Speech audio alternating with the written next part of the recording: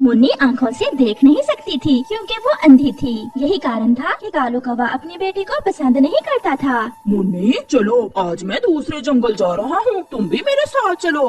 नहीं, मेरी बेटी को मेरे पास ही रहने दो। कहीं इधर उधर हो गई तो कैसे ढूंढूंगी मैं अपनी बेटी को। मम्मा जाने देना, आज पहली बार तो पापा मुझे कहीं साथ लेकर जा रहे हैं। मम्मा प्लीज। फिर गौरी मान जाती है और कालू कौवा अपनी बेटी को साथ लेकर घर से निकलता है। मुन्नी मेरे पीछे पीछे उड़ती हो, सीधी उड़ना, इधर उधर न जाना। ऐसे कालू कौवा अपनी बेटी को दूर वीराने में ले जाता है।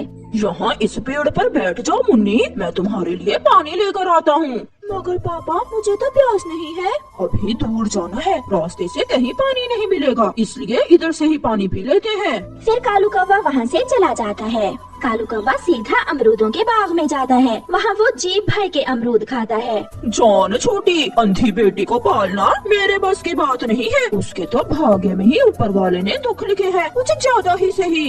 कालू कौवा घर चला जाता है। शाम होने को थी। कालू की बेटी मुन्नी अकेले बैठी हुई थी। अब उसे डर लगने लगा था। वो आवाज देती है, पापा पापा जल्दी आ जाएं, मुझे डर लग रहा है। मैं यहाँ हूँ पापा, मैं यहाँ हूँ, आप मुझे भूल तो नहीं गए। मगर वहाँ कौन था जो उसकी आवाज सुनता। उसका बापू कालू कौवा तो उसे वीराने में छोड़कर घर चला गया था। कालू, मेरी मुन्नी कहाँ है? कालू झूठ मूठ का रोने लग जाता है।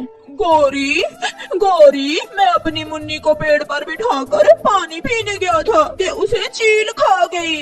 मैं कुछ ना कर सका, मैं बचा ना सका अपनी अंधी बेटी को। मेरी मुन्नी मार दी तुमने, मेरी बेटी तुमने मार दी। मुझे पहले ही तुम पर शक था, जो आज तुम मेरी बेटी को साथ लेकर गए। हाय मर गई, तुमने मारा है मेरी बेटी को। मैं तुम्हें कभी माफ नहीं करूँगी कालू, मैं तुम्हें कभी माफ नहीं करूँगी। गौरी कभी चकरा कर गिर जाती है। इसे क्या हुआ, कहीं ये भी मर तो नहीं गई? कालू भागा भागा चिड़िया के पास जाता है। चिड़िया चिड़िया जल्दी चलो, गौरी को कुछ हो गया है। क्या हुआ कालू गौरी बहन को? और मेरे साथ चले। फिर चिड़िया कालू के साथ जाती है। ये तो मर गई है, इसकी सांसें भी बंद हैं। दुख ना सह सकी, अपनी बेटी को सुनकर माँ भी मर गई। तो क्या मुन्नी भी? हाँ चिड़िया, आज मैं मुन्नी को बाहर लेकर गया था कि उसे चील खा गई। मेरा तो घर ही उजड़ गया। हौसले से काम ले कौवे भाई, आई को कौन टाल सकता है। अगर ऐसे ही रोते रहोगे तो आप कैसे सह पाओगे इतना बड़ा दुख। पापा पापा, मैं यहाँ हूँ। पापा अब मुझे सच में प्यास लगी हुई है, आप जल्दी पानी लेकर आ जाएं। दूर से आती हुई एक चील अकेले बैठी हुई कौवे को देखकर उस दिशा में आ जाती है। ये तो मुझसे डरी ही नहीं, लगता है ये कौवी तो अंधी है। कौन है, कौन है? पापा आप है ना? नहीं, मैं हूँ चिड़िया, आपके पापा ने मुझे आपको लेने भेजा है। पापा कहाँ हैं? वो वहाँ थोड़ी दूर बैठे हुए हैं, मेरे पीछे पीछे उड़ती आओ कौवी। मैं नहीं बोलूँगी पापा से, मुझे यहाँ छोड़कर खुद दूर जाकर बैठे हुए हैं। फिर वो अंधी कौवी चील के पीछे पीछे उड़ती है। चील उसे दूर अपने घर की तरफ ले जाती है। कहाँ है मेरे पापा, कहाँ है चिड़िया आंटी? मगर चील खामोश थी। आप बोल क्यों नहीं रही चिड़िया आंटी, बोले ना, मुझे बहुत डर लग रहा है। मुन्नी इधर उधर देखती है जिसे वो चील खामोशी से देख रही थी। आपके पापा कहाँ गए थे आपको उस पेड़ पर बिठाकर? मेरे पापा मेरे लिए पानी लेने गए थे, मैंने कहा भी था कि मुझे प्यास नहीं है, मगर फिर भी पापा चले गए। ये सुनकर वो चील समझ आती है कि उसका पापा उसे वहाँ मरने के लिए छोड़ गया है। चील को उस अंधी कौवी पर बहुत दया आती है। वो लाई तो उसे खाने के लिए थी, मगर अब उसका इरादा बदल गया था। चुप हो जाओ मेरी बच्ची, मैं सब समझ गई हूँ। आपके पापा अब कभी नहीं आएंगे, वो आपको मरने के लिए वहाँ छोड़ गए थे।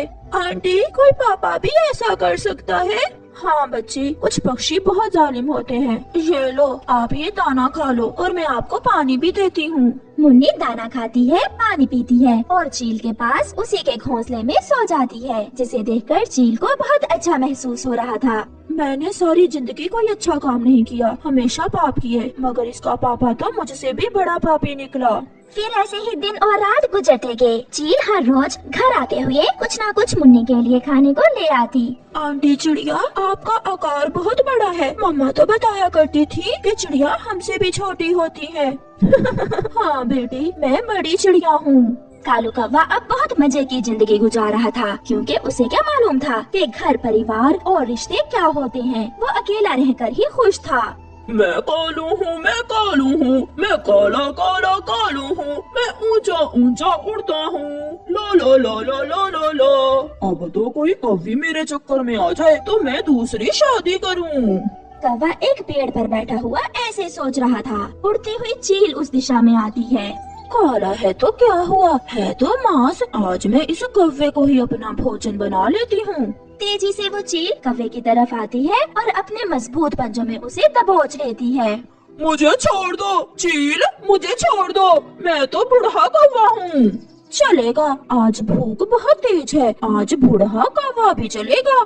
चील उसे अपने घर ले जाती है। चील ने उसे जमीन पर लेटाया हुआ था और उसे मारने ही वाली थी कि उसकी नजर मुन्नी पर जाती है। मुन्नी, मुन्नी, आप यहाँ कैसे आई हो? पापा, आप कहाँ हैं? तुम जानते हो इस कौवे को? हाँ, ये मेरी बेटी है। बेटी कहते हुए तुम्हें शर्म तो नहीं आती इसे? मुन्नी, यहाँ आ जाओ मेरी आवाज की तरफ। मुन्नी भी वहाँ आ जाती है। अपनी बेटी को मरने के लिए क्यों छोड़ गए थे? तुम्हें एक पल के लिए भी ध्यान आई इस बेचारी पर? चील दी, मुझे माफ कर दे, मुझसे गलती हो गई। मैं इस अंधी बेटी से जान छुड़वाना चाहता था। ये सुनकर मुन्नी रोने लग जाती है। जो आस मेरे दिल में थी आज वो टूट गई। मैं सोच रही थी कि आपकी कोई मजबूरी होगी जो आप मुझे लेने नहीं आए। चील उसे छोड़ देती है। तुम्हारी बेटी की खातिर आज मैंने तुम्हें छोड़ दिया। जाओ, अपनी बेटी को लेकर यहाँ से चले जाओ। मुन्नी, चलो मेरी बेटी। नहीं, मैं आपके साथ नहीं जाऊंगी। आंटी चील, मेरी आंखें बेशक नहीं है, मगर हम अंधे पक्षी महसूस सब कर सकते हैं। आप जाएं यहाँ से। फिर कालू वहाँ से भाग जाता है। आंटी चील, आपने मेरी खातिर मेरे पिता को छोड़ दिया, लेकिन मुझे शर्म आ रही है उन्हें पिता कहते हुए। बेटी, आपको मालूम है मैं चिड़िया नहीं चील हूँ। मुझे दूसरे दिन ही मालूम हो गया था, मगर आपने जो मुझे प्यार दिया, मुझे केवल उसी की जरूरत थी। मुझे इससे क्या फर्क पड़ता है आप चिड़िया हैं या चील, क्योंकि मैं तो अंधी हूँ। फिर चील मुन्नी को अपने गले से लगा लेती